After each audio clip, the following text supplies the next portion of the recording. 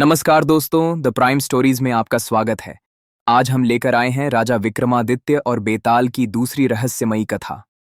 दोस्तों, पिछले भाग में आपने देखा था कि जैसे ही राजा विक्रमादित्य ने बेताल के प्रश्न का उत्तर दिया, बेताल तुरंत हवा में उड़ गया और पीपल के पेड़ पर जाकर उल्टा लटक गया। राजा विक्रमादित्य फिर से उसे पकड़ने के लिए निकल पड़े। अब आगे कुछ देर बाद राजा फिर वहां पहुंचे, बेताल को पेड़ से उतारकर अपने कंधे पर रख लिया और चल पड़े। तभी बेताल बोला, यह रास्ता बहुत लंबा है, चलो समय काटने के लिए मैं तुम्हें एक कहानी सुनाता हूं। बेताल ने कहानी शुरू की। विजयगढ़ नाम का एक राज्य था। वहां राजा रूपसेन राज करते थे। वे बहुत दयालु थे। उसी राज्य में एक वीर पुरुष रहता था जिसका नाम था वीरवर। वह रोज योग और साधना करता था। एक दिन उसकी पत्नी बोली, हमारा धन खत्म हो रहा है, अब कुछ करना होगा। वीरवर बोला, मैं महाराज रूपसेन का अंगरक्षक बनूंगा। वीरवर राजमहल पहुंचा। राजा ने पूछा, क्या वेतन लोगे? वीरवर बोला, प्रतिदिन 9 तोला सोना। राजा ने परीक्षा ली। 2 सैनिकों से युद्ध कराया गया। वीरवर ने दोनों को हरा दिया। राजा प्रसन्न हुए और बोले, आज से तुम हमारे अंगरक्षक हो। वीरवर दिन रात राजा की सेवा करने लगा। एक रात जंगल से एक स्त्री के रोने की आवाज आई। राजा ने वीरवर को भेजा। स्त्री बोली, राजा का अंत निकट है, काल देवता भूखे हैं और राजा के प्राण लेने आएंगे।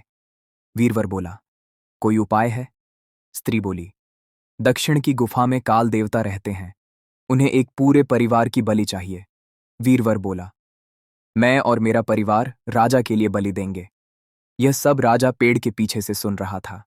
राजा बोला, नहीं, मैं अपनी जान के लिए अपने सेवक की बलि नहीं दे सकता।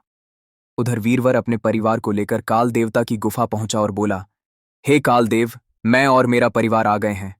कालदेव बोला, मैं बहुत भूखा हूं। वीरवर बोला, हम आपकी भूख मिटाने आए हैं।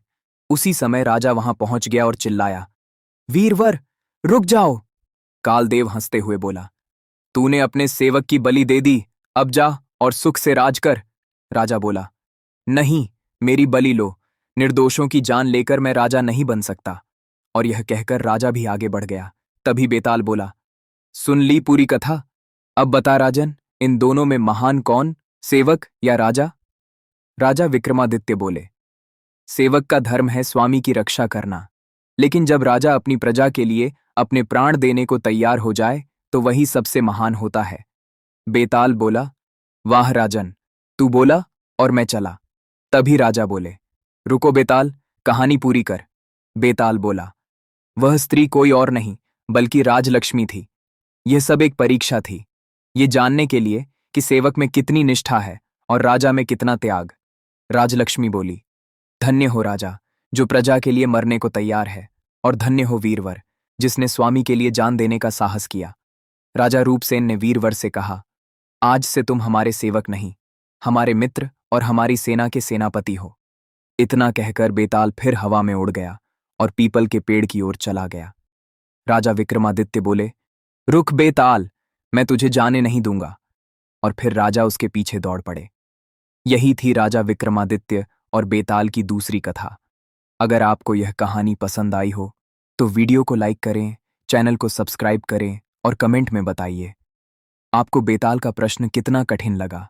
हम मिलेंगे अगली कहानी के साथ। तब तक के लिए जय सनातन।